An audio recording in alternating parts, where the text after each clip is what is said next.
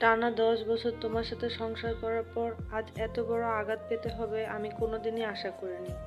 স্বপ্নেও কল্পনা করিনি যে আমার স্বামীর কাছ থেকেই আমাকে এত বড় কষ্ট, এত বড় আঘাত সহ্য করতে হবে। হ্যালো বন্ধুরা, সবাই কেমন আছো? আজকে আমি তোমাদের সাথে আমার জীবনের একটা বাস্তব ঘটনা শেয়ার করতে চলেছি।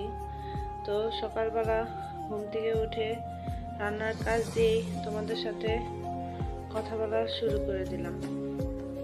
আমার যখন বিয়ে হয় আমি তখন ক্লাস 10-এ পড়ি, নিউ 10। একদিন হঠাৎ করে স্কুল ছুটির শেষে বান্ধবীদের সাথে স্কুলের গেটের বাইরে দাঁড়িয়ে দাঁড়িয়ে ফুচকা খাচ্ছিলাম। এমন সময় আমার বাবাকে দেখি খুব দ্রুতভাবে আমার দিকে এগিয়ে আসছে। এসে বলছে যে এখানে তুই এখনো দাঁড়িয়ে আছিস, তাড়াতাড়ি চল, বাড়িতে অনেক মানুষ এসেছে। তখনও আমি জানতাম না যে কিসের জন্য এত তাড়াহুড়ো করে আমাকে বাড়িতে নিয়ে যাওয়া হচ্ছে। তো ওদিনই যে আমার স্কুল লাইফের শেষ দিন, আমি কিন্তু তখনও জানতাম না। তো বাবার সাথে বাড়িতে গিয়ে দেখি বাড়িতে অনেক লোকজন এসেছে, কিন্তু কারা এসেছে তখনও জানতাম না।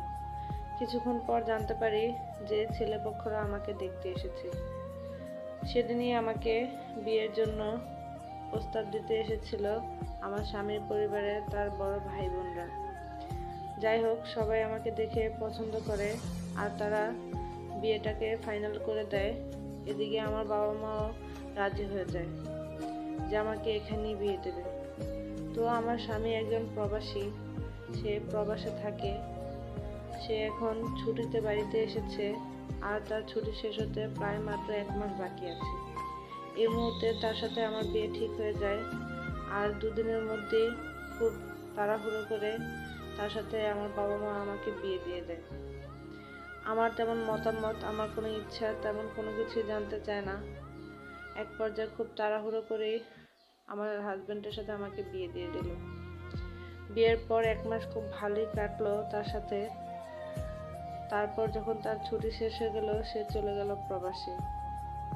তখনও আমি জানতাম না যে আমার স্বামী আমাকে এত বড় আঘাত দিতে পারে। তো সে প্রবাসে যাওয়ার পর আমি একাই আমার শ্বশুর বাড়িতে শ্বশুর শাশুড়িকে নিয়ে তাদের সাথে মিলেমিশে থাকা শুরু করে দিলাম। আর আমার শ্বশুর শাশুড়ি ছিল খুব বৃদ্ধ মানুষ, তাদেরকে দেখাশোনা করার সমস্ত দায়িত্বই ছিল আমার কাছে। তাদেরকে সমস্ত মানে ভালো মন্দ সব কিছু দেখার দায়িত্বই তখন আমার উপর দিয়ে সে চলে গিয়েছিল। আর আমার শ্বশুর ছিল একদমই অসুস্থ, বিছানায় পড়ে গিয়েছিল। তার সমস্ত সেবা যত্ন দায়িত্ব তখন আমার কাছেই ছিল। আমি ততটা বড় না, অনেকটাই ছোট ছিলাম। তারপরও সংসারের সমস্ত দায়িত্ব আমার কাঁধেই দিয়ে দেওয়া হয়।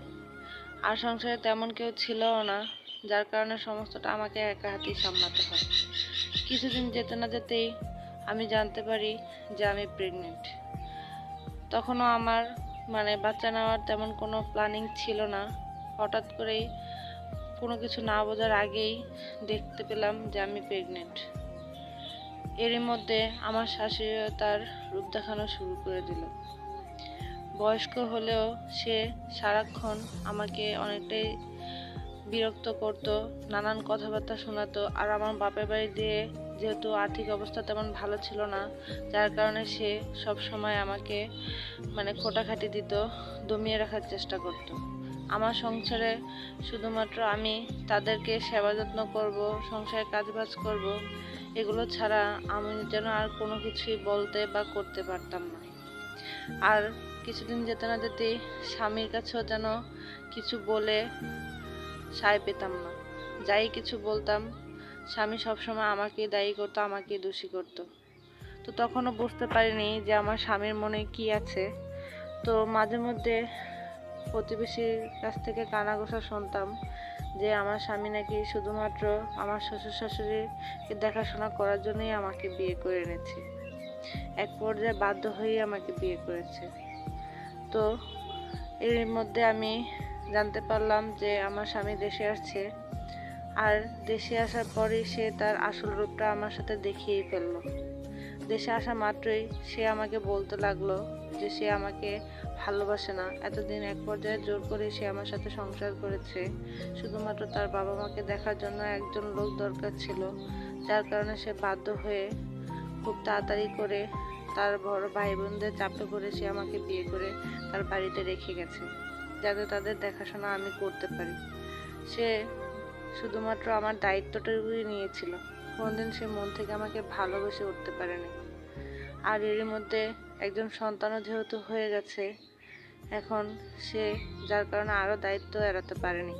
তাই এখন সে চাইছে আমি যাতে তার সংসার ছেড়ে, তার সন্তানকে ছেড়ে সব কিছু ফেলে রেখে চলে যাই। তো এই কথা শোনা মাত্রই আমার জীবনটা যেন পুরো অন্ধকারে ভরে গেল। আমার জীবনে যেন আর কোনো সুখ শান্তি কোনো কিছুই রইল না।